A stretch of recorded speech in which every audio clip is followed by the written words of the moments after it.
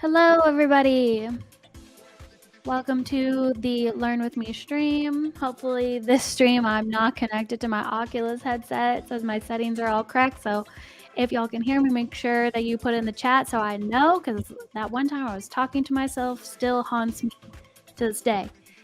This is the Learn With Me series. My name is Ashley. I am a connection evangelist for the Omniverse Exchange. And I have been doing this series since October of 2022 and experimenting with different workflows in Omniverse that I'm not familiar with. So with that said, I do love to highlight how awesome the Omniverse community is. And if you see me struggling and you have an idea, a solution on how I can move forward, then feel free to put in the chat. I love to take feedback because that's the best thing about the Omniverse community is that we're all willing to help each other, even if we don't know the solution ourselves. So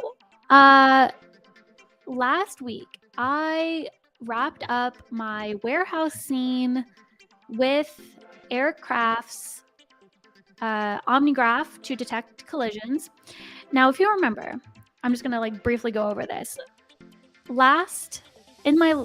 Before I ended, it was the pivots of the palette were kind of all over the place, and so it wasn't detecting collisions properly using the OmniGraph. And that was, for some strange reason, I had a bug in the camera. I sent it over to the Omniverse USD Composer developer team. They looked at it, they said, okay, if I look through the perspective camera, it looks fine. I didn't even think to check that. And all I did was delete and re-add a camera, and everything works good. So you can go back to that video, go to the GitHub and download the scene, and everything works. There's two scenes. There's one in behavior script, and then there's one using Aircraft's OmniGraph. So that is all good to go. I just wanted to give you guys an update with it. Don't know what that bug was. Weird fluke. hopefully it doesn't happen again. Probably happened when I had attached that camera constraint action graph to it and then deleted it and the camera just got all bugged out. I have no idea. Yeah, so what are we now starting? Well, I have been very interested in creating SimReady assets. If you remember, I've talked about Bo's GTC session about how to build SimReady assets, and I was very interested in that workflow. So I figure for who knows how many streams, I will be diving into that workflow. This is not going to be a tutorial. I just want to make that very clear. I'm pretty sure there is a tutorial that's like a step-by-step coming out about that, but I'm more about exploring how I would approach this as a 3D artist. So my background is very elaborate. I've been a teacher. I have developer experience in XR and Unity and game dev. But really what got me started in all of this was creating 3D models. So that's kind of where my heart always lies. And when I saw that GTC session where they were modeling and then using that model to make it work in simulation, I was like, well, this is really cool. And then they talked about the side hustle with it. So I want to know more about it. I want to potentially create an asset for it. I want to show you guys how you can do it, how you would approach starting that. So that is what I'm going to be starting today. Mostly today, I'm planning on just exploring how, not really diving into the modeling part of it yet, because all of it is so extensive. But before I do that, I wanted to make sure you all have the calendar as normal. This calendar is the NVIDIA Omniverse community calendar. And the biggest thing I want to highlight about this is, other than my stream today and Wednesday afternoon, my time, Eastern time, at 3 o'clock Eastern time or 12 o'clock Pacific time, there is one of the most coolest streams that I think will ever be out there. It's experimenting with generative AI using ChatGPT and Omniverse. So y'all know Jen, she's on my team, but you may not know Mario. He's also on my team, and he's developer relations, and he and Jen and Eric as well got together and created this extension to highlight the capabilities of ChatGPT. It's just a sample, just to show you how unique it can be. Basically, they created this extension to it talks to ChatGPT 3.5, and it uses that prompt, that text prompt generated in ChatGPT, to search through NVIDIA's deep search, which uses all the NVIDIA assets we have here internally. And then say you want like a bedroom, you can say in the extension, okay, I want a bedroom, and it has like a lamp and it has a rug and all that good stuff. Send that to ChatGPT. ChatGPT uses that to filter through the deep search assets, and then it fills the room automatically with those assets. It is so cool. Such an awesome way to use an asset store. So they're going to be showing that off and talking about it on Wednesday. So want to make sure. Good question, Captain. Isn't this deep search ChatGPT stuff only for enterprise? At this moment, deep search is an internal thing here at NVIDIA. It's more about a sample to show what ChatGPT can be used for in Omniverse. I mean, it can be used for lots of different things, but this is just like a highlight of something very unique and great for showing how an asset API can be used to generate assets in an environment using generative AI. All right, so let's dive into SimReady asset workflow. First thing is, I'm going to share this. Let's move my face out of the way. I'm going to throw myself in the corner. So there is this whole developer webpage called the SimReady Assets webpage. And it talks about what SimReady assets are. It's basically just like a elevator pitch of SimReady assets using universal scene description in NVIDIA Omniverse, getting started, how they're used, and learning more about it. This is kind of the launch pad for it. So if you're interested in SimReady assets, like bookmark this. It's kind of where I've been getting all of my information and learning and all the other stuff that goes a part of it, because it is really extensive. And then with this, you can go to the GTC session. That GTC session is an hour long. As you can see, I've been watching it. I've watched this like 4 or 5 times. It is available on the GTC website until April 10th, I believe, and then it's going to be moving to NVIDIA On Demand, so it'll still be pretty easy to find. I have been watching this on double the speed, on 1/2 the speed, because there's just so much going on, and we're going to kind of scrub through this today as I talk about it. And this is Bo's session. There's just so much to it. It's really like you have to watch this multiple times. So I'm going to kind of just like give like a bite size of what I've learned about it so far. And then also what I'm interested of, and Bo says this a few times, is how can 3D artists create a side hustle with this workflow? So as artists, we always want to make money. That is a big part of what fuels our economy anyway. We don't want to be the trope of a struggling artist, so we are always looking for side gigs. And I think this is really cool. So this is also something you should be checking out. I'm gonna try not to spam the chat too much with links, but so this will be the last link, but no promises about that. This is the NVIDIA Studio blog about a creative side hustle. It's lots of different ways a creative person can make a side hustle using NVIDIA Omniverse and NVIDIA powered studio systems. But I'm going to be diving into how 3D assets can kind of like, or 3D SimReady assets can play a big part in this. So we're going to, yeah, definitely bookmark this too. As you can see, I have it bookmarked. All right. Now, when we look through this video, there are lots of different things to know about why SimReady kind of is needed. I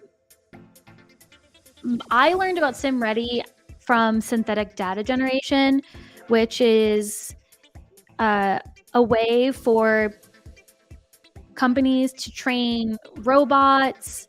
It's any type of machine learning to simulate data that we can't necessarily get from the real world. Like think of an autonomous car driving through a city. It needs to be able to detect when suddenly there's a large crowd, or a dog walking in across the street, or a tree falling in its path. Like those aren't really things we can simulate in the real world safely, or we don't have the data or enough of the data to teach the machine how to do this. So synthetic data generation is a safe way to do that in the computer. And we need simulation ready assets that work in that simulation as they would in the real world. So that's how I started hearing about 3D SimReady assets. And that's going to be a big key component to why this is so important. Where is my mouse? There it is. Okay. Yeah. Oh my gosh. Captain came up with a good point. I'm going to be talking about this. There is already so much information, even without the tutorial being out right now. There are naming conventions. Like this is why you should watch this GTC session after watching this. Is like there's so much to this that has to be proper so that you are creating the assets how they're expected to be created, so they work in the USD format, they work in simulation, and they're working in Omniverse. So yeah, let's go through it. First thing is like so many of the assets that we have right now are for games or just any kind of visualization. They don't have that simulation. They don't have the math. They don't have the annotations. They don't have the metadata. And going back into take those 3D assets and make them ready for SimReady it takes too much time. And with time, there's money. And so if you are spending all this time going back into old assets, then you're basically losing money. So that's a big pain point that Bo highlights. They come in multiple formats. When I was learning 3D assets and 3D modeling, like understanding the difference between FBX and OBJ, and now I got a 3D printer, and now I'm learning about STLs, which is like all CAD modeling, and there's just so much to it. So, and then you lose data, or you have to clean up the data when you're like transferring those to fit the software that you're using, and then like there's no metadata in it. So if you have something that needs to be SimReady, there's no metadata that exists for that machine learning to pull off of. Zia asked a good question. What kind of metadata is needed? I have no idea. Look, we're gonna figure that out. Because when I was reading this, I was like, I don't really know what metadata means. What are they talking about metadata? So let's keep moving along, and I'm sure Bo will bring it up. All right, and then another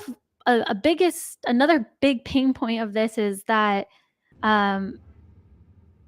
like people who are using 3D assets are not the modelers, right?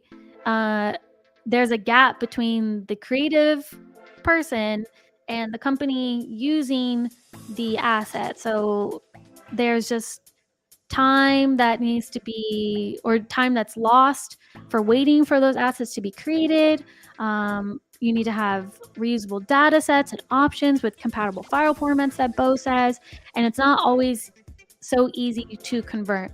I'm just gonna like give an example now. Like I was given has nothing to do with like 3D assets, but it made me think about like 3D conversion. I was given a video format. It was like MKP. I don't even know how, it's like all these different letters in it, and I was like, I need it to be MP4 so that I can combine these different videos.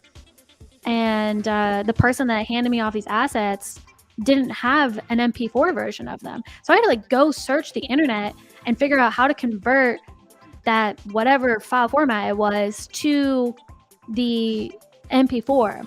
Or even when I was a teacher and we were pandemic learning, and I was an art teacher, so I had students sending me pictures of the art that they were creating at home so I could give them a grade for the class, and they would send me HEC files from their iPhone, the HEIC files, and my PC couldn't view those, so I had to like learn how to convert HEC files to JPEG, and it's just you lose time between those. So I can only imagine it's even worse with 3D assets and having to do that.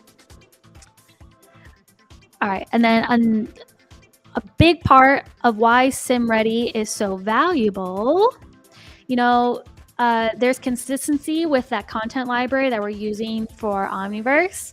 So there's not as many file formats that business really need to think about. SimReady assets have that embedded metadata, which Zia and I don't know what it is yet, but we're going to learn. They are ground truth baseline for rapid tuning and efficient extension of that content. And this is why it's so important that we are going to have those naming conventions or those USD conventions, that best practice that we're following. So all of this keeps it consistent. And so that's what I got to learn. Now, another thing that I really want to highlight is references. Bo puts a big pinpoint on this, highlights this. Do not slack on your references. We are creating real life or digital twin in the context of this is the twin digitally of that asset from real life. So you want to know what it looks like. If you don't have that asset in front of you, you need to find good pictures of it. And I wanted to highlight, this is not like an official endorsement. I just like use this as an artist myself. PureRef. It's a free software to download, although I always recommend, donating some money to free software so that they can continue to, be free or have low costs when giving to their customers. So PureRef is just like, I imagine it as like a pegboard that you would have in your studio, and you would, when you rip out a magazine article or picture, whatever, and to remember it or to reference it later when you're drawing or something. This is a board that does it, and it's really easy. I'm actually going to show you. Let's pull this over here. Thank you, Zia. They put it in the Twitch chat. I'll add it to the YouTube chat here as well. Yeah, it's one of my favorite softwares. So, where'd it go? I lost it. Come back. It's really easy. All you have to do is like go find an image. So this is not an image. Let's go to the NVIDIA. So like say I wanted to go to the SimReady assets and I wanted to be like, oh, I want to remember this right here. I'm going to like copy image, and then I can go to my PureRef and then just like Control V or, right click paste. And so you don't have to like take a screenshot and like save it and stuff. It just makes it easy to collect a bunch of references and like be able to move them around, make them as big as you need to, have this on like a second screen or whatever, or in the corner of like the software you're working on. So you always have a reference. When I was an art teacher, I did entire lessons based on using references, because it is one of the most important parts of being an artist is referencing. Even if I used to tell my students, they'd be like, well, I just want to draw anime forever. And it's like, you still need to understand how things look. And when you're making assets from the real world, like knowing what they look like in the real world so you can get that high level detail is important. So collect all the assets you can find about whatever you're creating. And like in bows, like all these different pictures of the texture on the bottom, the latches on the side, the way that the box opens here and there, what it looks like on the inside, like as many pictures as you can get. We can collect photo references to model form. Yes, exactly. Yep. Oh, and then that plays into the blocking component. So I follow this artist on YouTube, MW Sculpts. I like to create like little miniatures and dolls and stuff, and that's why I got a 3D printer. And the biggest part of soft sculpture modeling, hard body modeling, is blocking. You don't go in at that high level detail to start. And MW Sculpts always says he thinks of sculpting as a marathon, not a sprint race. So he does blocking really well. This is soft body. We are not going to be using soft sculpture in order to create these assets, but it's a good example. Like he's creating a body and he's using just like basic shapes. Uh-oh, my dog's here. The Amazon truck outside. Okay, so hopefully my dogs are not too loud. So yeah, big basic shapes. Start with your blocking first. One of the most important things. And then you go into your high level detail. So in this one, you see the artist that Bo is showing a video of. They're creating that bin, and they're starting with the basic shapes of the bin. A big block, planes, and then you start going in and you start adding the details with your vertices. Now, this is not a strong part for me, but it is something that I'm going to have to learn, and maybe not a lot of 3D artists come in knowing automatically. Like I feel like a lot of 3D artists, at least in my circle, got started in 3D modeling because they were sculpture artists in the real world, and they wanted to be able to create their assets online as well. And they got started with like ZBrush or with like clay sculpting in Blender, and that's soft sculpture modeling. So it's not, I don't want to say very different, but like for the lack of better words, it is very different to go from soft sculpture modeling to hard surface modeling. Hard surface modeling, you have to understand vertices and welding. Make sure you're not creating n-gons. You want to have triangles and what's the name of it? Quad polygons. Like those are all things that are a part of hard surface modeling that you don't really think about in soft surface modeling. Like I create dolls by like sculpting them out of like a ball of clay on Blender. That is not going to translate in the same way to creating a bin with vertices and points I have to weld together. All right, so let me check the chat real quick before we move on.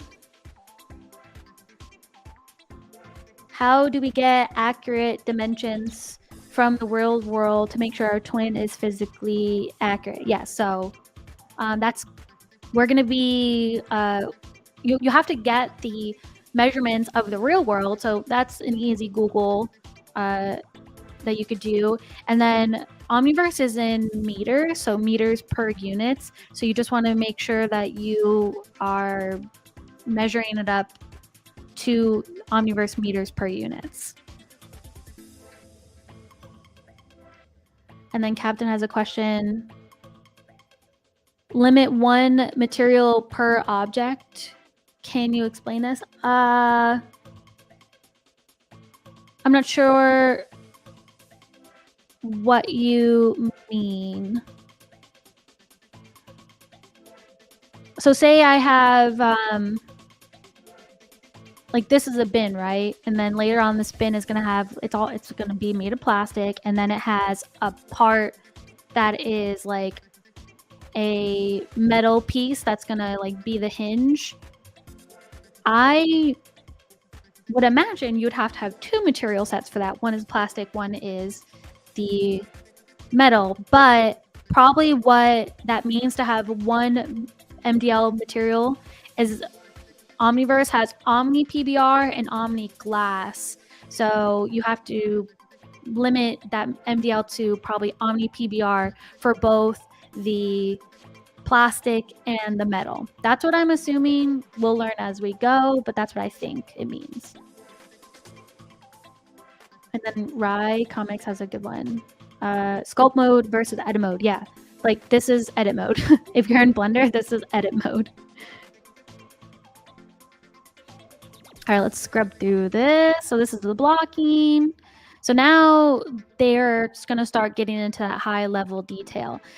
This is Maya. So if you are not familiar with Maya, you can add like a reference photo kind of like as like a canvas piece. And then this artist used that reference photo to grab like the vertices for the detail that they're going to be creating. And then it results kind of like in this. And I also really loved watching this because whoever this artist is, they have been modeling for a long time. They know all of like the tips and tricks to have a faster workflow, because doing this probably takes forever. Like when you watch this video, it's at like, I'm watching it at like 3 times the speed here. And when Bo is watching it at regular speed, his time, it's already really fast. So this is probably like days and days and days of modeling. And they model just like a quarter of it and then use symmetry to duplicate it for all around the edges. So they only have to model like one corner. That is so smart. So like optimizing your workflow, understanding your options to make that faster by using symmetry is going to be key. You don't want to spend like weeks modeling, rather spend days modeling. Oh yeah, definitely. let's let me pause for a second. We are gonna have a special guest on here. If I can multitask. I'm the worst at multitasking. I can like focus on like one main task. Oh, and you know what? I'm trying to send an invite to somebody on Slack so they can be our special guest. And Slack knows that I want to do something, so Slack doesn't want to work.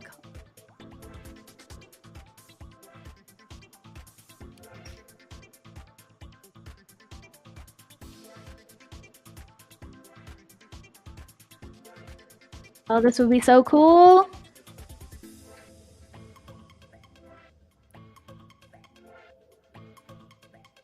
Let's see if we can get this going.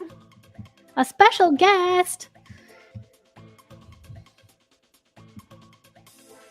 I had a special guest last week too, and I was very happy about it. I want to invite more people on. Who's the mystery guest? Let's see. Oh yeah, the one, the only. I actually made it. Bo! Oh my god, this is so cool. Thanks for jumping in. Sure. We're looking at your GTC session. That's what I noticed. Yeah, it was. I was like, oh, and I saw the question pop up about one material per model. And I was like, oh, I can answer that. Yes. There's a very good reason for that. As a matter of fact, I was like, how do I get a hold? Is it on Discord? Where is she? I don't know anymore. To answer that question, the one material per object is essentially for physics. SimReady assets simulate physically. So if you had, imagine the simplest object would be a sphere that is half metal and half wood. You can't have a single material that represents both of them. You can do it visually without any problem with a multi-sub-object material or a lot of different ways. But in physics, you have to cut that object in half. And you technically have two meshes that are combined, one that has metal and one that has wood. So you want to make sure that you're doing that for SimReady as well. Nice. Cool. So what was I a little bit close when I was saying that it's probably you have to have Omni PBR, not Omni PBR and Omni for right now, it is. Look, SimReady is evolving very quickly. We're building prototypes of new SimReady assets. We'll be launching all of this really soon so people can see the kind of package of what a SimReady asset is. So you can start to dissect it and build their own tooling and really start to explore and understand. We're working closely with the USD core team on efficiencies for perf. They are really excited about it. I mean, there's so much happening right now. It is it's going a million miles an hour. Yeah. I mean, I've been getting so many questions about it from people. So I was like, well, we should start showing this on the live streams. Even if, like me, I have no idea how it gets started. And I just know just from watching this session a million times at this point. And I'm like, well, let's figure it out together. And I love that there's already so much in the documentation before this tutorial even comes out. So when the tutorial does come out, they're set. They've got everyone kind of piling on to make sure that this is successful, because someone was even saying, Captain was saying before, that there's so many naming conventions to make sure it's both USD ready and simulation ready. Yeah, as a matter of fact, we may be dialing back from a spec perspective the naming conventions. That was based on how it's being consumed internally, and my team internally had some lively discussions around the idea of a naming convention as a spec point versus the usage. And so they may start to separate out a little bit here. So SimReady content is literally about how it works in simulation. So if you can get there with kind of these guardrails, you'll be fine. But the naming convention may shift a little bit. So I wouldn't worry too much about kind of like every fine grained detail at this point. Like I said, when we ship it in May with USD Composer 2023.1, I think it is, that there'll be a lot of documentation online specifically around the spec versus how we consume it in the tooling that we're building. But users are going to be able to build their own pipelines too. Yeah, awesome. Well, I'm not surprised that artists gave their opinions on something that they didn't feel was necessary. They're always so Oh, vocal. that's fine. What was that? I missed that part of it. Oh no, you saying your team was being vocal about their opinions on naming conventions.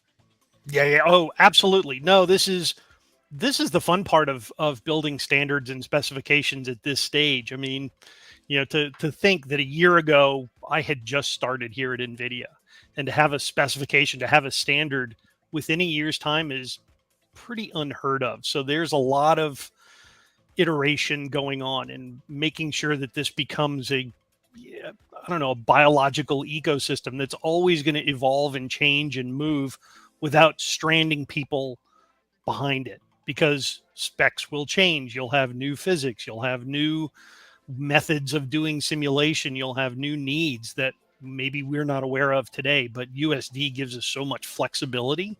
Oh my goodness, it's crazy to think about what that's going to be. I suppose really the only convention that's going to be the most important to highlight is the USD spec conventions. Like I Yes. know there's this one part of your video when after all the modeling and they talk about like where is it? It's like creating that dummy to parent the Mm-hmm. all the transforms to, Yep. so that you have like a root X form, and that is not for simulation. That's for USD when you're It importing. is. Yes, it is. As a matter of fact, there is a convention inside of USD where if you have meshes parented to other meshes directly, that's bad in USD land. You want to make sure that you're constraining things by X forms. So you want to have those dummy objects, those point helpers, those nulls, whatever it is that helps identify all the kind of different potentially articulated points that you have, because that's really where you don't want to be animating necessarily the mesh. You want to be animating the X form that controls it. Think of it almost like a rig. Yeah, exactly. Like, and you don't want to, I think the biggest thing is you don't want to have meshes parented to each other. You want to have meshes parented to the X form specifically Right. for that. Yeah. Exactly. I mean, the way that Slava, who's the artist, he's actually part of our internal Lightspeed team. Um, Yeah, he's and going light the speed for sure.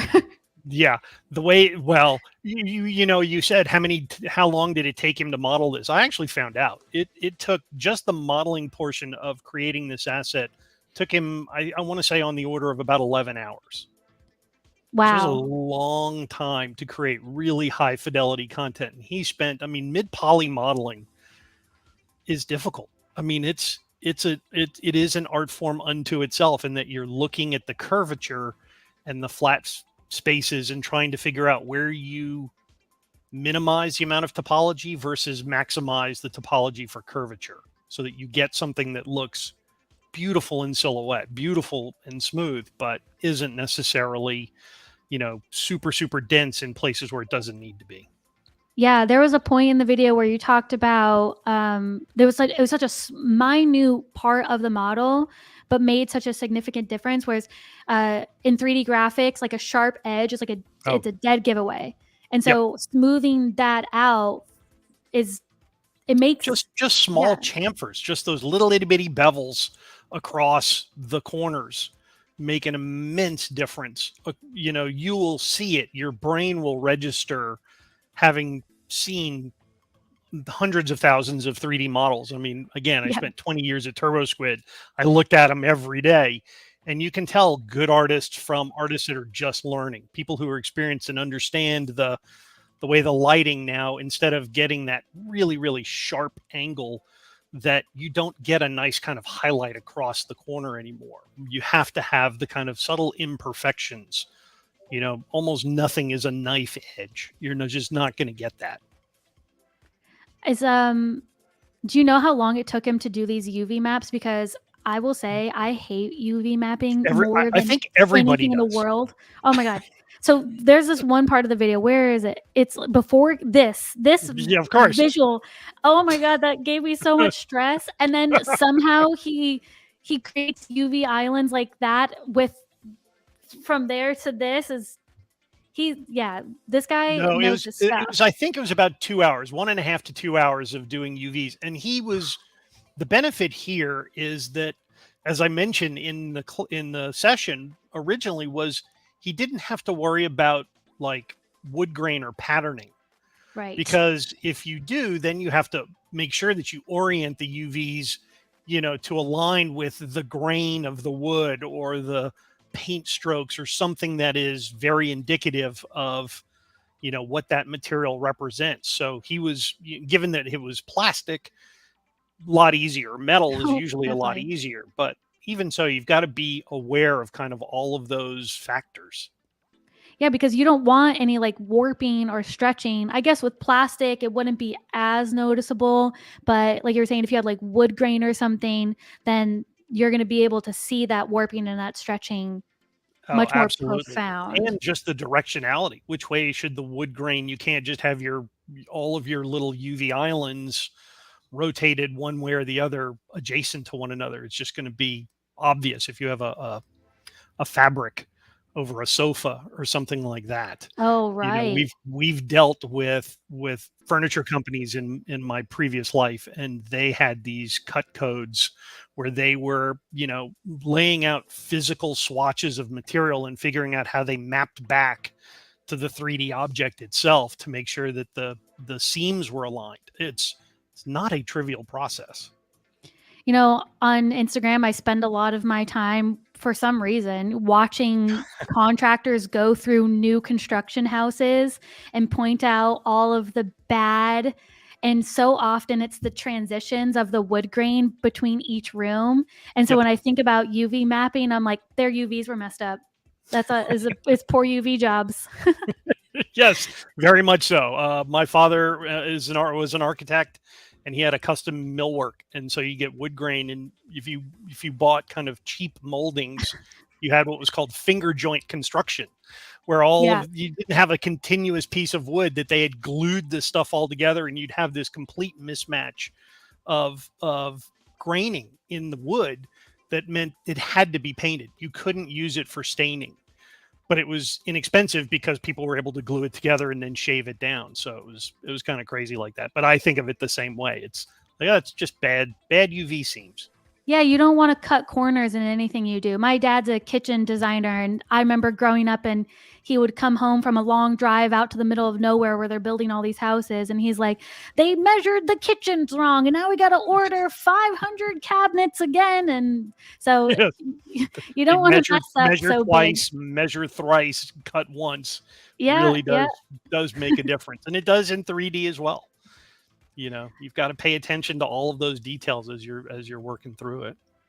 So this is the part of the video that I was trying to find before, where you have that dummy, and then he parented all of the X forms or Yep. all the transformations to that dummy model. Yes. So then when it goes into USD, you have the root X form.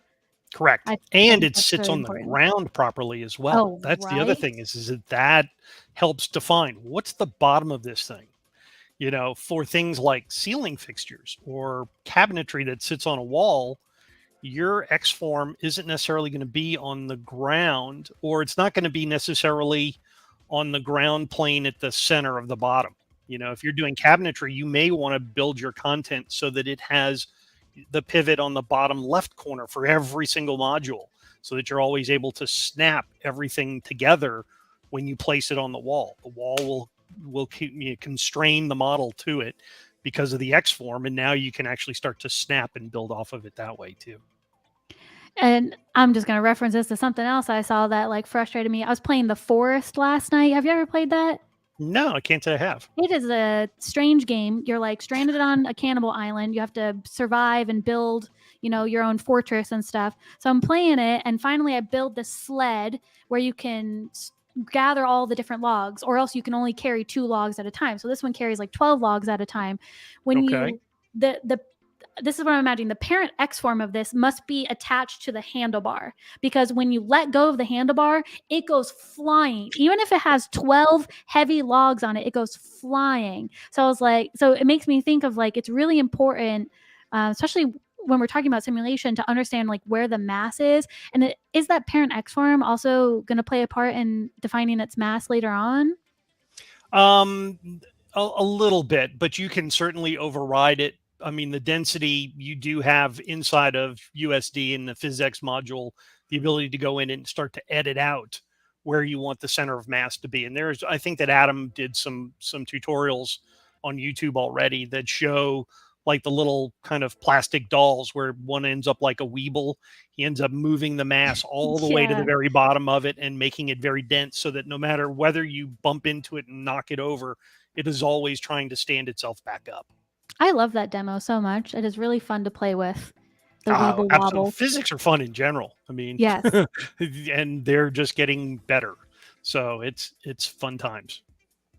Now, this part, this is the texture. I want to get to the part, we're going to wrap up here soon, but I wanted to get to the part where they're talking about using the instance rather than like Yep. the source model itself. Right. Why is that so important? So ultimately, you want, I mean, if you can imagine, especially in like industrial use cases for something like this bin, that you're going to have hundreds or thousands or maybe tens of thousands of these models into any individual scene. And if you're using the base model, you're adding to your geometry count like in anything. And even as robust and powerful as Omniverse is, at some point you don't want that. You want to conserve your memory as much as possible, and that instanceable flag allows you to instance the model, you know, inside of Omniverse quickly, so you're not adding to your memory overhead. And so what you do is you tend to encapsulate as much of the model as you can inside of this, essentially a bubble. So your materials, your physics, your geometry that's going to be static or is not necessarily anything that's going to change within the system in there. Now we've actually been moving to where do you store all of the stuff that would be animated, and we've got a new file that'll be coming as well. So even since GTC, we're evolving the spec even more. But the idea being is that you can have static parts inside the instanceable file, and then you'll have things outside of it in kind of this base file as well that will read the instanceable file and add additional, you know, runtime animation parameters to it on top of it. That's one of the magical features of USD, is that you can start to separate out all of this data and it's not all contained in one ginormous file. Magical features. I love that. Like I really do feel like all of I said this gaming, and so it's kind of like, okay. Yeah, it's magic. We are living in magical times right now. Most definitely. Lots of fun. All right, let's see. Before we start wrapping things up, I know some people had some questions first, so let's see if we can answer a few of them, because this was a big surprise to have the special guest Bo pop on so suddenly. I was just I got the internal message. It's like, oh, Ashley's doing this. I was like, cool. And then I saw the first question. I was like, can I get on? Can I answer? Yeah, because I was just like, well, let's learn. And we were going to spend the whole hour just learning together. So now we have the actual expert here. So that's really cool. So someone was asking, is MDL scriptable or is it only a graph editor? I'm not like too familiar with materials. That's a great question. I don't necessarily know if I have that answer either. Yeah, that might be something there's to come another back to. team internally that we deal with on materials fairly often. I think MDLs are completely scriptable. In fact, I know you can build them inside of like Substance Designer directly. So there's an MDL workflow inside of Substance Designer. Well, that's so you awesome. can build them on your own. Again, I am definitely not a programmer or a shader programmer, so I couldn't tell you. But I did a course with NYU for 10 months, and they did like one of our assignments was creating shaders, programming shaders, and I thought that was going to be the death of me. So that was one of the hardest things. I will say, though, for the person who asked this question, Jen, who's on my team, is working with DLI to create a materials course. So that's coming in the future. So hopefully all of your questions about material will be heard and answered in that course. So I'm going to save that and bring that over to Jen for later. And then someone asked us, can you make a post explaining mesh-to-mesh parenting is bad? I guess I can get the formal answer from the USD team because they were the ones that warned us. In fact, our asset validator framework that's already part of USD Composer that you have to actually activate the extension. If you have meshes parented to other meshes, it'll flag as something called a nested gprim, and it's definitely something you don't want. So yeah, we could probably do a post on something like that too. Yeah, that would be awesome. And this is Studio Galt. They are in the Discord. So if we get that answer, we can bring that to Discord too. Cool. So for anyone who's listening and you're not in the Discord, you got to get on it so you can get some of these answers. We even now have a shiny new SimReady forum within the Discord server too. Oh, so if you have SimReady specific questions, GTC, my session, the one that you're playing back, I was so bombarded with questions during the session that we're like, we probably need a Discord server to a channel to help house all of this stuff. So yeah, our Discord is up and running, and you're welcome to ping it because my entire team and I are there watching it. Yeah, that's awesome. They're really, so many people are excited about this. So I'm happy about it. Let's see, any more questions? Zia asked, how do we include specs for animation or movement? And then how do we test our models to see if they're conforming to the specs? Great questions. Animation right now, we started, as I said, within a year, we've got a spec up and running. Animation isn't part of it quite yet, but we are looking at constraints and kinematics and characters and vehicles and all of the other kinds of objects that have that animation data applied, even like a grocery cart with its wheels being able to wobble down the aisles of stores. So that's coming as soon as we can get it. It's certainly part of my active roadmap for this year. In terms of testing your models to see if they conform, we are building within the asset validator framework right now our own kind of test cases so that we'll have a bundle of things that you can run against your models to see. I remember in this session, there was like an app that you were talking about to test the SimReady. I can't find that in the video. We do. It's called the SimReady Studio Toolkit. And that's tooling that we've built on top of Kit. So it's another Kit-based app. It's a streamlined workflow. This is it right here. There it is. So this is the props workflow where you can ingest content, add the parameters for SimReady, and then validate. You'll see the button up at the top of the interface, the big validate button. At the end of the process, it goes through and it says, hey, this model conforms to SimReady or it's not. Now we're actually going to, this was built in as part of the tooling. We're actually extracting it out so that we can provide it as its own thing. Of course, this model didn't fail because Slava did such a good job on it that it didn't show any errors. When you get errors, it just points you back to where you made the mistake so you can go fix it. A lot of times it's things like material naming, which again is our workflow, not a spec workflow. So again, we're trying to tease that apart a little bit as well. Nice. But you will be able to validate either through USD Composer or through our tooling in the future when it becomes available through the launcher. I'm not exactly sure when that's going to happen, but as soon as we can make it available, we will. I'm very excited about that. Cannot wait. And then the last question we're going to end on, which I think is so perfect. Will these assets typically be fed into Replicator or any kind of synthetic? Yeah, absolutely. Yes. I mean, that's half of the battle. And we have weekly meetings with the Replicator team to find out their kind of pain and suffering points. You can see right here that we handed off that bin to that team specifically to have them drop it into a much larger warehouse environment so that they could make sure that it just works. You're not actually having to do anything. It's more drag and drop, plug and play stuff that is set up properly. Even if it has a label that somebody doesn't like for theirs, they can go in and refactor it very easily, as opposed to having no label data where the thing is essentially invisible to the entire model. That's what you don't want. So it is absolutely going to be part of Replicator. And, as part of the side hustle session right afterwards, we ended up talking about the fact that we'll eventually be getting into like material-based semantic labels. So you'll be able to do things like defect detection through sensors and things like that too. So there's all sorts of fun stuff coming. Wow. It is really another world, these SimReady assets. I'm going to be exploring this for the next few streams.